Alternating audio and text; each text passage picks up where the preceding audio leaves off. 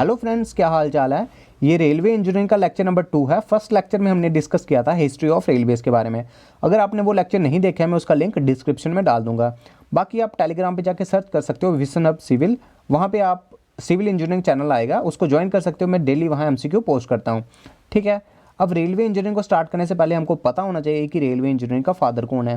सो अगर क्वेश्चन आता है who is known as the father of railway engineering, answer हो जाएगा जॉर्ज स्टेफेंसन। अगर क्वेश्चन आता है who is known as father of railways, तो भी आंसर हो जाएगा जॉर्ज स्टेफेंसन। बट अगर क्वेश्चन आता है who is known as father of Indian railway, तब आंसर हो जाएगा लॉर्ड डलहौजी, क्योंकि इंडिया में रेलवेज इंट्रोड्यूस करने का सारा क्रेडिट जाता है लॉर्ड डलहौजी को, ठीक है। अब जैसे हम हाईवे इंजीनियरिंग में आईआरसी का पढ़ते हैं, इंडियन रोड कांग्रेस 1934 में इस्टेब्लिश हुई थी। काफ़ी बार एग्जाम में एमसीक्यू आया है कि आईआरसी कब इस्टेब्लिश हुई थी, ठीक है। वैसे ही रेलवे इंजीनियरिंग में आरडीएसओ है, research design and standard organisation. इसका काम क्या होता है, ये डिज़ाइन और स्टैंडर्डाइजेशन करता है रेलवे इक्विपमेंट्स की। कोई प्रॉब्लम हो रेलवे कंस्ट्रक्शन में, वो बाकी भी कोई गाइडलाइंस मेंटेनेंस वगैरह सब आरडीएसओ का काम होता है, ठीक है। इस आरडीएसओ का हेडक्वार्टर है लखनऊ यूपी में, और इसका इस्टेब्लिशमेंट ईयर है 1957। जैसे आईआरसी का इस्टेब्लिशमेंट ईयर काफ़ी बार एग्जाम में आया है 1934, वैसे ही आरडीएसओ का भी ईयर ऑफ फॉर्मेशन आ सकता है, ठीक है।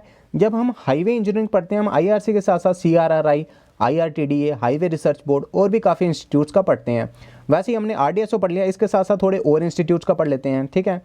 सो सबसे पहला आ गया आईआरसीयूएन। इसकी फुल फॉर्म होती है इंडियन रेलवे कंस्ट्रक्शन लिमिटेड, और इसका काम क्या होता है, construction of railway projects India में या फिर इंडिया के बाहर एब्रॉड में, ठीक है। आपको पता होगा इंडियन रेलवे को आजकल काफ़ी प्रोजेक्ट्स मिलते हैं बाहर कंट्रीज़ में, like south Africa, even Afghanistan में भी इंडियन रेलवे ने कंस्ट्रक्शन की है।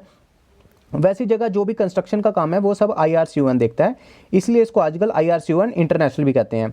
इसकी इस्टेब्लिशमेंट हुई थी 1976 में। कौन से एक्ट से, इंडियन कंपनीज एक्ट 1956 से, ठीक है। नेक्स्ट आ गया COFMOW। इसकी फुल फॉर्म होती है central organisation for modernisation of workshop. Workshop अगर यहाँ पे इंजन्स या फिर बोगीज या फिर कोई और भी कंस्ट्रक्शन होती है रेलवे इक्विपमेंट की, उनके मॉडर्नाइजेशन वर्क को सब देखता है COFMOW। इसकी इस्टेब्लिशमेंट हुई थी 1979 में, और जब इसकी इस्टेब्लिशमेंट हुई थी तो तब फंडिंग वर्ल्ड बैंक ने भी की थी, ठीक है। और इसका हेडक्वार्टर है न्यू दिल्ली में। नेक्स्ट इंस्टीट्यूट आ गया CRIS। इसकी फुल फॉर्म है centre for railway information system. इसका काम क्या होता है, डेवलप करता है, मेंटेन करता है जो भी इंफॉर्मेशन होती है इंडियन रेलवेज़ की, ठीक है। इसके हेडक्वार्टर है न्यू दिल्ली में। 1986 में इसकी इस्टेब्लिशमेंट हुई है। नेक्स्ट आ गया IRWO।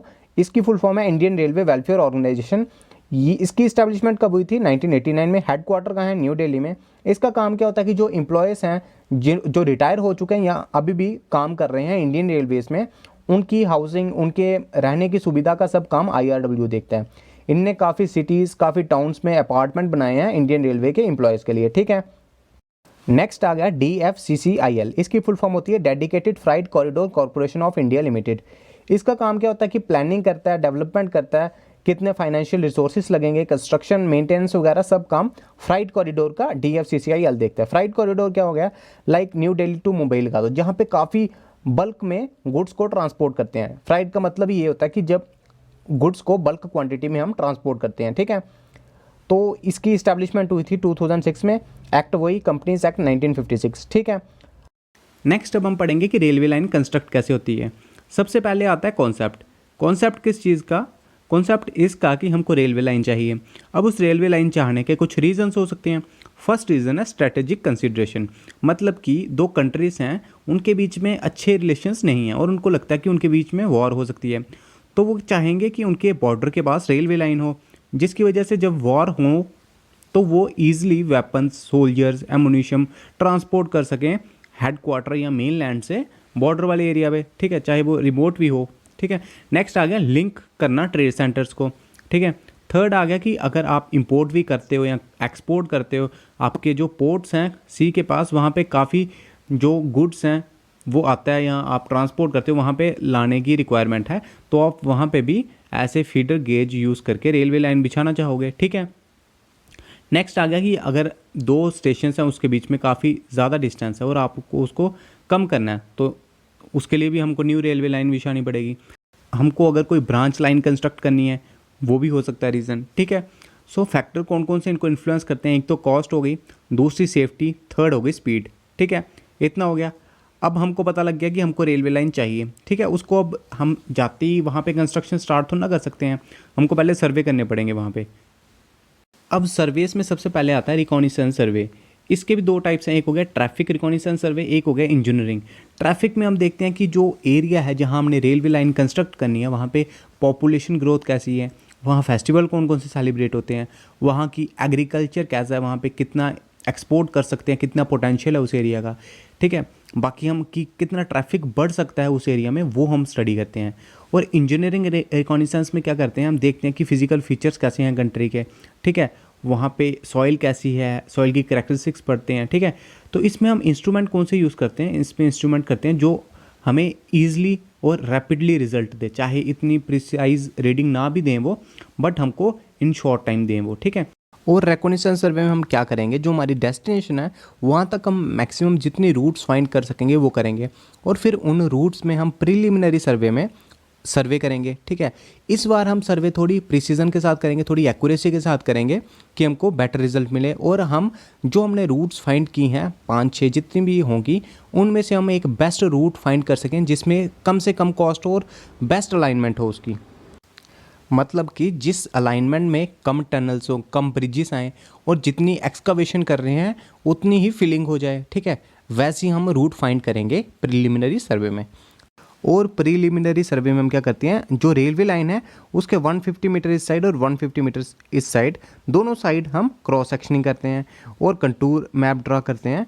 और क्या होता है कि अगर कोई रिवर आ रही है बीच रास्ते में और रेलवे लाइन उसको कट कर रही है, तो 1600 मीटर अप स्ट्रीम और 1600 मीटर डाउन स्ट्रीम तक हम डिटेल्ड सर्वे करेंगे, ठीक है। अब हमको इतना पता लग चुका है, जो रिकॉनिसेंस सर्वे है उसमें जो हमारी डेस्टिनेशन है वहाँ तक कितनी रूट्स पहुँच रही है वो हम सब देखेंगे, ठीक है। कितने अल्टरनेटिव्स हैं सब देखेंगे। उसके बाद प्रीलिमिनरी सर्वे में हम क्या करेंगे, जो हमने रूट्स फाइंड किए, जो अल्टरनेटिव्स हैं उन सब में हम एक्यूरेसी के साथ सर्वे करेंगे, और उन जितनी रूट्स हैं उनमें से 5-6-7 जितनी रूट्स हैं उनमें से एक रूट को हम सिलेक्ट करेंगे जिसको हम मोस्ट इकोनॉमिकल रूट कहेंगे। उसमें क्या होगा, ब्रिजेस भी कम होंगे, ठीक है, उसमें टनल्स भी कम होंगे जैसा हमने अभी पढ़ा, ठीक है। तो उस रूट को सिलेक्ट करने के बाद हम क्या करेंगे, लोकेशन सर्वे में उसमें डिटेल्ड सर्वे करेंगे पूरी रूट में, ठीक है। अब जब लोकेशन सर्वे खत्म होता है उसके बाद एक्चुअल कंस्ट्रक्शन बिगिन होती है, ठीक है। मतलब कि सबसे पहले कॉन्सेप्ट आता है कि हमको रेलवे लाइन चाहिए, उसके बाद हम सर्वे स्टार्ट करते हैं, ठीक है। सबसे पहले ट्रैफिक करते हैं, फिर रिकॉनिसेंस, फिर प्रीलिमिनरी, और फिर एंड में लोकेशन। लोकेशन को 2 स्टेजेस में करते हैं, पेपर लोकेशन और फील्ड लोकेशन, ठीक है। लोकेशन सर्वे में हम एरियल फोटोग्राफी, जो मतलब फोटोग्राफ यूज़ करते हैं उसका स्केल होता है 1:10,000, ठीक है। उसके बाद क्या कि पेपर लोकेशन में क्या करते हैं, हम जो हमने रूट सिलेक्ट की है उसका हम पेपर पे एक प्रॉपर ड्राइंग ड्रा करते हैं जिसमें हम ग्रेडियंट, कर्व, कंटूर, ठीक है, ये सब तो ड्रॉ करते हैं। इसके साथ साथ माइन्यूट से minute detail like signal cabin है अगर कोई, और भी जो माइन्यूट डिटेल्स हैं वो सब हम उस पेपर में ड्रॉ करते हैं, ठीक है। अब पेपर की लोकेशन फिक्स हो गई है कि ये अलाइनमेंट रहेगी रेलवे लाइन की। अब एक्चुअल फील्ड में जब हम उस रेलवे लाइन को हमने ट्रांसफ़र करना है उसको बोलेंगे फील्ड लोकेशन, ठीक है। हम प्रॉपर फील्ड में जाके उस ड्राइंग की मदद से जो ऑप्टिमम रूट हमने फाइंड किया वो ग्राउंड में एक्चुअल प्रैक्टिस में भी ऑप्टिमम हो, उसके लिए हम फील्ड लोकेशन करेंगे, ठीक है। उसको हम ट्रांसफ़र करेंगे ग्राउंड में, और हर 300 मीटर के बाद हम सेंटर मतलब लाइन पे एक पैग को इंसर्ट करेंगे कि हम एक्यूरेसी चेक करेंगे, जो हमने सेंटर लाइन ड्रॉ कर रहे हैं वो बिल्कुल एक्यूरेसी के साथ हो रही है, ठीक है। और 300 मीटर के इंटरवल में तो करेंगे, उसके साथ साथ अगर कोई चेंज हो रही है डायरेक्शन में, या कोई कर्व ख़त्म हो रही है या स्टार्ट हो रही है, या और अगर कोई इंटरसेक्टिंग पॉइंट भी है वहाँ पे भी हम पैग को इंसर्ट करेंगे। हमको पता है कि पैग क्या है, ये एक वुडन पीस है जिसकी लेंथ होती है 150 mm, ठीक है। और हम क्या करेंगे, हम हर 800 मीटर के बाद बेंच मार्क को चेक करेंगे उस लोकेशन का, ठीक है। हमारा मेन फंक्शन क्या होता है सर्वे करने का, कि हमको एक बेस्ट रूट मिले जिसमें कम से कम कॉस्ट हो और वहाँ पे कम से कम चांसेस हो एक्सीडेंट होने के, ठीक है। कम से कम वहाँ पे ब्रिजेस हों, कम से कम टनल्स हों, ठीक है। तो ये हमारा मेन फंक्शन होता है सर्वे का, बेस्ट रूट मिले, और साथ में क्या हो कि हम जो अलाइनमेंट हमने पेपर पे ड्रा की है वो एक्चुअल फील्ड में भी वही मार्क करें, हम वहाँ पे ही रेल लाइन को हम कंस्ट्रक्ट करें। अब अलाइनमेंट होती क्या है, अलाइनमेंट क्या होती है कि direction and position given to the centre line of the railway track on ground, horizontal और वर्टिकल प्लेन दोनों में, ठीक है, उसको कहते हैं हम अलाइनमेंट, ठीक है। अब हॉरिजॉन्टल अलाइनमेंट क्या होती है कि जब हम ऊपर से प्लान देखते हैं रेलवे लाइन का, जो हॉरिजॉन्टल डायरेक्शन में जो वो होती है, मतलब कि उसकी डायरेक्शन कर्व्स पे और स्ट्रेट पाथ में वो होती है हॉरिजॉन्टल अलाइनमेंट। और वर्टिकल अलाइनमेंट क्या होती है कि मतलब ग्रेडियंट वगैरह, वर्टिकल कर्व्स, वहाँ पे जो अलाइनमेंट है उस रेलवे लाइन की, उसको हम बोलेंगे वर्टिकल अलाइनमेंट। ठीक है। अब कुछ पॉइंट्स होते हैं जो इस अलाइनमेंट को कंट्रोल करते हैं, उन पॉइंट्स को कहते हैं ऑब्लिगेटरी पॉइंट्स। अब ये पॉइंट्स कैसे हो सकते हैं कि इंपॉर्टेंट सिटी एंड टाउन हो सकता है, लाइक ये रूट है हमारी, ठीक है, ये रूट है हमारी, बट ये एक इंपॉर्टेंट टाउन है जिसको हमने बीच में कंसीडर करना है, ठीक है, ये ऑब्लिगेटरी पॉइंट है, तो हमको पहले रूट यहाँ से यहाँ लेनी पड़ेगी और फिर यहाँ से यहाँ पे, ठीक है। और क्या हो सकता है, ये किसी भी रीज़न से हो सकते हैं, पॉलिटिकल, स्ट्रैटेजिक, कमर्शियल, ठीक है। तो अगर स्ट्रैटेजिक है मतलब कि एक ये पॉइंट है, एक ये पॉइंट है, बीच में एक आर्मी की कमांड है, ठीक है। अब हमको आर्मी को भी फैसिलिटीज़ देनी है रेलवे की, सो हम यहाँ से होते हुए इस रेलवे लाइन को गुजारेंगे, ठीक है। सो ये ऑब्लिगेटरी पॉइंट्स का पता लग चुका है हमको, ठीक है। अब कुछ मतलब एक ये भी बता देता हूँ मैं कि एग्जिस्टिंग पासेस एंड सैडल इन हिली टेरेन, मतलब कि हिल्स हैं, ठीक है, ये हिल है, और सैडल क्या है, जो बीच में लोएस्ट पॉइंट है ना, यहाँ से ही हमको पास करवानी पड़ेगी रेलवे लाइन, ठीक है। अब हमको ऐसा नहीं है कि यहाँ से बिल्कुल ऐसे इस जगह से बिल्कुल टॉप पे जाओ फिर वहाँ से स्ट्रेट ढलान में दे हम, ठीक है, इसलिए सैडल से हमको पास करवानी पड़ती है रेलवे लाइन, ठीक है। सो ये कुछ ऑब्लिगेटरी पॉइंट हो गए जहाँ से हमको रेलवे लाइन को पास करवाना ही पड़ता है, ठीक है। अब कुछ टोपोग्राफी की वजह से भी हमको अलाइनमेंट चेंज करनी पड़ती है, ठीक है। अब टोपोग्राफी में कुछ केसेस होते हैं वो हम पढ़ते हैं, जैसे फर्स्ट केस है प्लेन अलाइनमेंट, इसमें हमको कोई प्रॉब्लम नहीं आती है, हम स्ट्रेट पाथ हम दे सकते हैं रेलवे लाइन को, ठीक है। और इसमें हम इजी ग्रेडियंट देख के ऑब्लिगेटरी पॉइंट से पास करवा सकते हैं अपने रेलवे लाइन को, ठीक है। नेक्स्ट है वैली अलाइनमेंट, मतलब कि अगर हमारी अलाइनमेंट रेलवे की सेम वैली लाइन पे आ रही है तो हम एक यूनिफॉर्म ग्रेडियंट की स्लोप देख के हम प्रोवाइड कर सकते हैं अपनी अलाइनमेंट, ठीक है।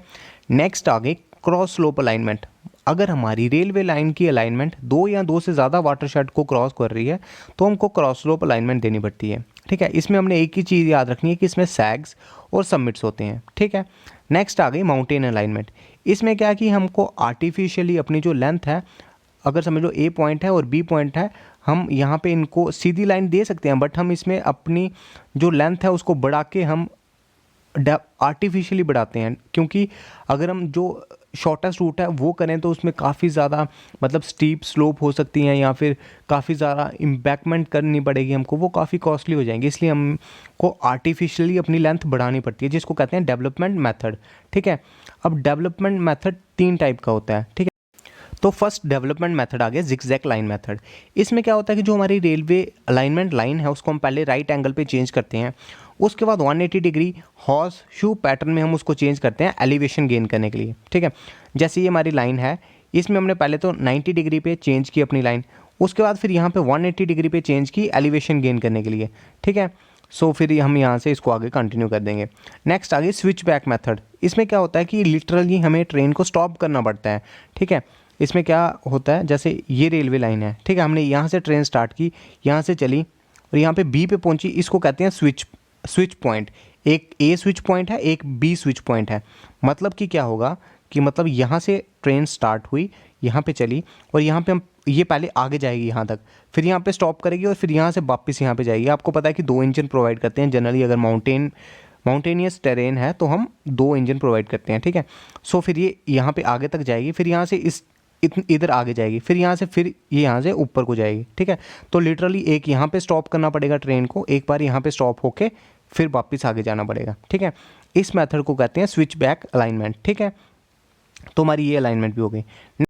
नेक्स्ट आ गया स्पाइरल और कंप्लीट लूप मेथड, इसमें क्या होता है कि हमें नैरो वैल्यू में प्रोवाइड करते हैं और हमको एक स्मॉल ब्रिज या फिर वायाडक्ट कंस्ट्रक्ट करना पड़ता है। वायाडक्ट क्या होता है, जिसकी 6 मीटर से कम स्पैन हो, ठीक है। तो ये इसकी डायग्राम है, यहाँ से ये लोअर एलिवेशन पे है जहाँ से हम चल रहे हैं, यहाँ से इस तरह से हम जाएंगे और यहाँ पे फिर एक ये ब्रिज कंस्ट्रक्ट करेंगे एलिवेशन गेन करने के लिए। इस डायग्राम से हमको कुछ भी समझ नहीं आया, सो इसलिए मैं रियलिस्टिक पिक्चर भी लेके आया हूँ। सो इसमें यहाँ से ट्रेन स्टार्ट होगी, ये लोअर एलिवेशन पे है, यहाँ से पूरा एक राउंड यू टर्न लेके यहाँ पे एक ये ब्रिज कंस्ट्रक्ट किया है, ये ब्रिज ही होगा, वायडक्ट तो लग नहीं रहा है। तो यहाँ से ये इस तरह से एलिवेशन गेन कर दी इसने, इस पॉइंट से यहाँ से इतनी एलिवेशन गेन कर दी। अगर हमको यहाँ से इस अलाइनमेंट पे जाना होता तो काफ़ी मुश्किल होता हमारे लिए, ठीक है। सो इसलिए इस मेथड को कहते हैं स्पाइरल और कंप्लीट लूप मेथड। ठीक है, अब हमें अलाइनमेंट के मेथड भी पता लग चुके हैं। अब हम बात करेंगे गेजेस के बारे में।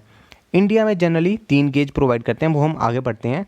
ठीक है, बट इंडिया में जो गेज है उसके क्या कहाँ से डायमेंशन लेते हैं उसकी, वो होते हैं इनर फेस से। ठीक है, यहाँ से लेकर यहाँ तक, इसको या तो इनर फेस कह सकते हैं या रनिंग फेस भी कह सकते हैं। अगर ऑब्जेक्टिव में इनर फेस नहीं दिया तो रनिंग फेस, अगर ऑप्शन है तो रनिंग फेस के साथ जाना है। ठीक है, अब फैक्टर कौन कौन से जो चॉइस ऑफ गेज को अफेक्ट करते हैं। फर्स्ट की ट्रैफिक कंडीशन कैसी हैं। अगर ज़्यादा ट्रैफिक है तो हम ब्रॉड गेज प्रेफर करेंगे, अगर कम है, माउंटेनियस ट्रैक है तो नैरो गेज।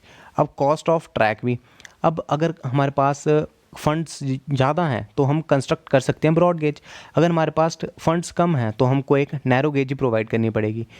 अब हमारी अगर ये प्रायोरिटी है कि मतलब हमारे पास फंड्स कम है तो हम ऐसा नहीं करेंगे कि हमको ब्रॉड गेज करना था अब हम करेंगे ही नहीं, हम नैरो गेज के साथ भी काम चला लेंगे, क्योंकि जहाँ पे मतलब रेलवे है ही नहीं वहाँ पे नैरो गेज ही हो वो भी काफ़ी बड़ी बात होती है। इसलिए हम something is better than nothing policy use करते हैं। अगर वहाँ पे हम ब्रॉड गेज नहीं प्रोवाइड कर पा रहे हैं हम मीटर गेज कर देंगे, मीटर गेज नहीं कर पा रहे हैं तो नैरो गेज कर देंगे। ठीक है, अगर फंड्स कम हैं उसको बाद में हम एक्सटेंड करके हम उसको एक्सटेंशन कर सकते हैं, बट एटलीस्ट हम वहाँ पे एक रेलवे लाइन प्रोवाइड कर देंगे। ठीक है, नेक्स्ट आगे स्पीड ऑफ मूवमेंट। अब जो स्पीड है ये डिपेंड करती है गेज पे, जितना ज़्यादा वाइडर गेज होगा उतनी ज़्यादा स्पीड, और गेज डिपेंड करता है डाया पे। ठीक है, अब डाया व्हील कितना होता है 0.75 इंटू गेज। ठीक है, मतलब जो गेज है वो अगर डी है तो जो इसका डाया है वो हो जाएगा 0.75 डी। ठीक है, जो व्हील का डाया होगा। नेक्स्ट अब हमारे पास आ गया कि गेज कितने टाइप का है। फर्स्ट आ गया ब्रॉड गेज। जो इंडिया में यूज़ होता है ब्रॉड गेज वो है 1676। ऐसे और भी ब्रॉड गेज हैं जो स्पेन, पुर्तगाल, आयरलैंड, साउथ ऑस्ट्रेलिया, ठीक है, यहाँ पे यूज़ होते हैं, बट हमारे इंडिया में होता है 1676। इसकी अगर हम फीट और इंचेस में बात करें तो ये 5 फीट और 6 इंच होता है। ठीक है, इंडिया, पाकिस्तान, सीलोन जो कि श्रीलंका को कहते हैं आजकल, ब्राज़ील, अर्जेंटीना, यहाँ पे ये वाला ब्रॉड गेज यूज़ होता है 1676। ठीक है, नेक्स्ट आ गया स्टैंडर्ड गेज। ये इंडिया में यूज़ होता है दिल्ली मेट्रो में। ठीक है, इसकी डायमेंशन होती है 1435, और अगर इंच और फीट में बात करें तो 4 फीट 8.5 इंच। ठीक है, नेक्स्ट आ गया मीटर गेज। इसकी भी काफ़ी टाइप्स होती हैं। इंडिया में यूज़ होता है 1000 mm वाला। ठीक है, इसको अगर फीट में बात करें 3 फीट 3.375 इंच। ठीक है, ये इन कंट्रीज़ में यूज़ होता है। और नैरो गेज इंडिया में दोनों टाइप के यूज़ होते हैं, एक होता है 762 mm। ठीक है, इसको अगर फीट इंच में करें तो 2 फीट 6 इंच। दूसरा होता है 610 mm, इसको हम फीडर गेज भी कहते हैं। ठीक है, ये जनरली स्टार्ट इसीलिए हुआ था कि फीड करने के लिए, मतलब कि कुछ रॉ मटेरियल को लेके इंडस्ट्री तक फीड करने के लिए हम इसको यूज़ करते थे, इसलिए इसको फीडर गेज भी कहते हैं। ठीक है, नेक्स्ट जब इंडिया में ट्रेन स्टार्ट होनी थी तो सबने बोला कि 1435 मतलब कि स्टैंडर्ड गेज यूज़ करेंगे, बट जो लॉर्ड डलहौजी थे जिनको फादर ऑफ इंडियन रेलवे कहते हैं, इनने कहा कि 1829 mm का हम गेज यूज़ करेंगे। ठीक है, बट इनकी बात नहीं मानी गई। तो पर इनको पता था कि अगर हम स्टैंडर्ड गेज करेंगे वो काफ़ी छोटा होगा और जिस हिसाब की पॉपुलेशन ग्रोथ है इंडिया में वो सफिशिएंट नहीं होगा, यहाँ पे काफ़ी ट्रैफिक होगा। इसलिए फिर यूज सिम्स जिन्होंने बोला कि इंडिया के लिए 1676 mm का गेज परफेक्ट रहेगा, जिसको हम ब्रॉड गेज बोलेंगे। ठीक है, और 4 दिसंबर 1850 को ब्रॉड गेज एक्सेप्ट हो गया इंडिया के लिए। ठीक है, अब वो कंट्रीज हम जैसे हमको पता है कि इंडिया में 3 टाइप के गेज यूज़ होते हैं, ब्रॉड गेज, मीटर गेज और नैरो गेज। ठीक है, अब जो दिल्ली मेट्रो में यूज़ होता है वो हम कंसिडर नहीं करते हैं। ठीक है, तो अब ये 3 गेजेस हैं। अब इनमें काफ़ी डिफ़िकल्टी आती है, अगर किसी पैसेंजर को ट्रैवल करना है तो उसको शिफ्ट करना पड़ेगा। अगर एक से ज़्यादा गेज हैं एक कंट्री में तो उसको अगर समझ लो एक पॉइंट से दूसरे पॉइंट जाना है, बीच में 2 गेज आते हैं तो उसको पहले 2 ट्रेन चेंज करनी पड़ेंगी। ठीक है, अब अगर वो गुड्स सेंड कर रहा है तो उसको भी काफ़ी मतलब वहाँ पे लेबर यूज़ होगी एक स्टेशन से दूसरे स्टेशन पहुँचाने के लिए। ठीक है, एक प्लेटफॉर्म से दूसरे प्लेटफॉर्म, एक ट्रेन से उठा के दूसरी ट्रेन। ठीक है, अगर ब्रॉड गेज पे आ रहा है पीछे से फिर मीटर गेज पे करना है तो वहाँ पे काफ़ी लेबर यूज़ होगी। ठीक है, नेक्स्ट आ गया inefficient use of rolling stock. Rolling stock क्या हो गया, जो भी रोल करता है सिंपली ट्रेन रेल के ऊपर उसको हम रोलिंग स्टॉक कहते हैं। ठीक है, तो लाइक लोकोमोटिव, ठीक है, बोगीज, लगेज कैरियर वगैरह। ठीक है, अब समझ लो एक लोकोमोटिव है, वो डिज़ाइन हुआ है ब्रॉड गेज के लिए, अब आप उसको मीटर गेज पे चला नहीं सकते हो। अब समझ लो आपको कभी मीटर गेज पे हमको ज़्यादा मतलब एक एरिया जहाँ पे बाढ़ आ गई है और वहाँ पे जो रेलवे लाइन जाती है वो मीटर गेज पे है, तो अब हमको वहाँ पे ज़्यादा से ज़्यादा फूड प्रोवाइड करना है। तो वहाँ पे अब हम जो ब्रॉड गेज के लोकोमोटिव्स हैं वो यूज़ ही नहीं कर पाएंगे, तो इनएफिशिएंट यूज़ होगा उसका, ठीक है। मतलब हम प्रॉपरली यूज़ ही नहीं कर पाएंगे जो हमारे पास रिसोर्सेज हैं। नेक्स्ट आ गया डिफ़िकल्टी इन वॉर, अंडरस्टूड है, ठीक है। और क्या कि ये हिंड्रेंसेस क्रिएट करता है फ्यूचर कन्वर्जन के लिए, कि मतलब हमको फ्यूचर में कन्वर्ट करनी है, गेज को चेंज करना है, तो भी हमको काफ़ी प्रॉब्लम आएंगी।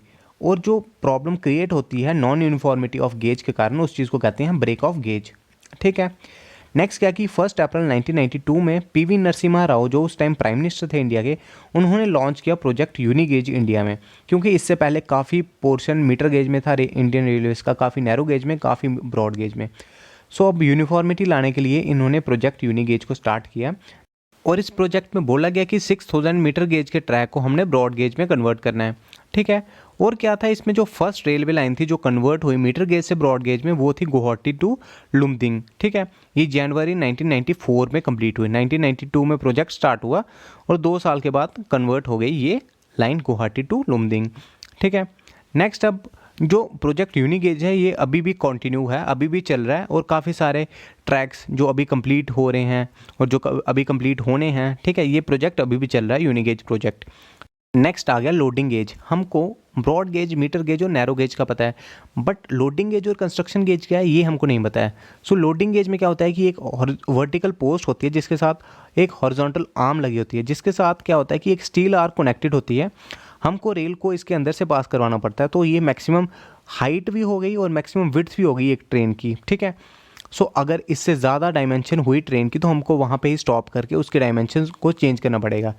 मतलब कि एक मालगाड़ी है जिसमें हम लोड करके लेके जा रहे हैं, कोई टैंक्स को लेके जा रहे हैं कहीं, मतलब वॉर्फ हो रही है वहाँ पे। सो हम जब लोडिंग गेज से ज़्यादा डायमेंशन होंगी तो हमको पता लग जाएगा कि इसको इस रूट से हम नहीं लेके जा सकते हैं, क्योंकि ये एक मैक्सिमम विड्थ और हाइट होती है, क्योंकि जो आगे टनल ब्रिजेस हैं वहाँ से सेफली अगर हमको पास करवानी है ट्रेन, तो लोडिंग गेज से कम डायमेंशन होनी चाहिए, ठीक है। सो ये मैक्सिमम हाइट और विड्थ हो गई एक ट्रेन की, या फिर वैगन्स की जिनको हम लोड करके लेके जा रहे हैं। अब लोडिंग गेज इस तरह का दिखता है फील्ड में, मतलब ये स्टील की आर्क है, ये वर्टिकल पोस्ट है और ये इसके साथ हॉरिजॉन्टल आर्म है, ठीक है। यहाँ से ट्रेन पास करवानी है, अगर इससे कम डायमेंशंस हुई तो सेफली पास कर जाएगी, अगर ज़्यादा हुई तो हमको आल्टर करना पड़ेगा, ठीक है। अब क्या कि लोडिंग गेज में ही अगर हम थोड़ी सी क्लियरेंस ऐड कर दें तो वो हो जाता है कंस्ट्रक्शन गेज, और जो हम ब्रिजेस, टनल्स वगैरह को कंस्ट्रक्ट करते हैं वो हम कंस्ट्रक्शन गेज पे करते हैं, ठीक है। और मैक्सिमम हाइट और विड्थ एक वैगन की या रेल की होती है लोडिंग गेज, ठीक है। अब हमको ये 2 चीज़ों का पता लग चुका है। अब जो रोलिंग स्टॉक होता है वो बिल्ड करते हैं अकॉर्डिंग टू लोडिंग गेज, और जो ब्रिजेस और टनल्स होते हैं इसको हम करते हैं कंस्ट्रक्शन गेज के हिसाब से। अब ये लाइन आपको क्लियर होगी, ठीक है। नेक्स्ट आ गया परमानेंट वे। ये एक फिनिश्ड या फिर कंप्लीटेड ट्रैक होता है, इसको हम डिफरेंशिएट करने के लिए परमानेंट वे बोलते हैं, क्योंकि कुछ हम ट्रैक बनाते हैं टेम्पररी बेसिस के लिए, ठीक है, टेम्पररी कुछ ट्रांसपोर्ट करना है इसलिए, पर ये परमानेंट ट्रैक होता है इसलिए हम इसको परमानेंट वे कहते हैं। इसके मेन 3 कंपोनेंट होते हैं, रेल, स्लीपर और ब्लास्ट। सबग्रेड वगैरह भी इसका पार्ट होता है, बट मेन 3 होते हैं। अब आइडियल परमानेंट वे की क्या प्रॉपर्टीज़ होती हैं, एक तो गेज यूनिफॉर्म होना चाहिए, दूसरा करेक्ट होना चाहिए। दूसरा क्या है कि जो रेल्स हैं वो दोनों सेम लेवल पे होनी चाहिए। अगर हम कोई एक लाइन ड्रा कर रहे हैं तो दोनों रेल्स का सेम लेवल होना चाहिए स्ट्रेट में, ठीक है। जो ट्रैक है वो एक सर्टन अमाउंट की इलास्टिसिटी प्रोवाइड करता हो, जो जॉइंट पॉइंट और क्रॉसिंग होते हैं इनको प्रॉपरली डिज़ाइन किया हो, ठीक है। नेक्स्ट, जो परमानेंट वे की कंस्ट्रक्शन चाहिए कि उसके बाद मिनिमम मेंटेनेंस कॉस्ट हमको प्रोवाइड करनी पड़े, ठीक है। ये एक परमानेंट वे की क्रॉस सेक्शन लगाई है जिसमें ये ब्लास्ट है, ठीक है, ये रेल्स हैं, ठीक है।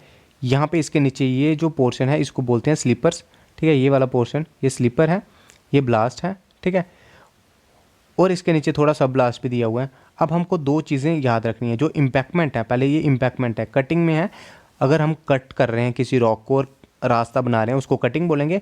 ये ग्राउंड लेवल था तो अब हमने इस पर डिपॉजिट करके इम्पैक्टमेंट की और इसको थोड़ी एलिवेशन प्रोवाइड की, ये हो गई इम्पैक्टमेंट।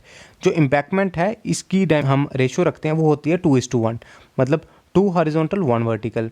और जो ब्लास्ट होता है इसको हम करते हैं 1.5:1, ठीक है। ये 2 चीज़ें याद रखनी है हमने, ठीक है। तो इतना पोर्शन है यहाँ से लेकर यहाँ से लेकर यहाँ तक का, इसको बोलते हैं formation width. In formation width की मतलब एक डायमेंशन है वो हमने याद रखनी है, ठीक है। इम्पैक्टमेंट है और ब्रॉड गेज है तो उसमें क्या हो जाएगा, अगर सिंगल लेन है वो हो जाएगा 6.10 और डबल लेन है 10.82। अगर कटिंग में है सिंगल लेन तो 5.40 और कटिंग में ही अगर डबल लेन है तो 10.21। वैसे ही अगर इम्पैक्टमेंट है तो सिंगल लेन में 4.88 हो जाएगा, डबल लेन में 8.84, कटिंग में 4.27 और 8.23। इसमें गुप्ता एंड गुप्ता में इस पे भी एक ऑब्जेक्टिव है और एक इस पे भी ऑब्जेक्टिव मिल जाएगा। ठीक है, तो ये डायमेंशंस याद होती हैं तो कर लो, जो इंपॉर्टेंट है वो तो याद रखनी है हमने को। ठीक है, नेक्स्ट क्या आ गया, कोनिंग ऑफ व्हील। इसमें क्या होता है कि जो ट्रेड या फिर रिम होता है रेलवे व्हीकल का, या फिर अगर सिंपल भाषा में बोलो जो टायर होता है उसको हम फ्लैट नहीं बनाते हैं, उसको हम एक एंगल पे या कुछ रेशो में कट करते हैं। क्यों करते हैं, क्योंकि उसके कुछ बेनिफिट होते हैं, वो हम आगे बढ़ते हैं। उसको हम 1:20 पे कट करते हैं। ठीक है, ये एक पार्ट बनाता है कोन का। ठीक है, अब क्या कि अगर स्ट्रेट ट्रैक है तो कोनिंग ऑफ व्हील से क्या एडवांटेज होगी कि ये टायर को सेंटर रखने की कोशिश करेगा। ठीक है, क्योंकि इसका सरकमफ्रेंस दोनों साइड सेम होगा। अभी हम आगे वीडियो में देखेंगे कि क्या फ़ायदे होते हैं कोनिंग ऑफ व्हील के। पर जब कर्व ट्रैक होगा उसमें क्या होगा, यहाँ पे हम डायग्राम में देखते हैं। ये तो स्ट्रेट ट्रैक है, इसमें ये जो ये वाली लाइन है और ये वाली लाइन है, मतलब सेम रेलवे और इसकी सेम लाइन है, सरकमफ्रेंस दोनों जगह सेम है।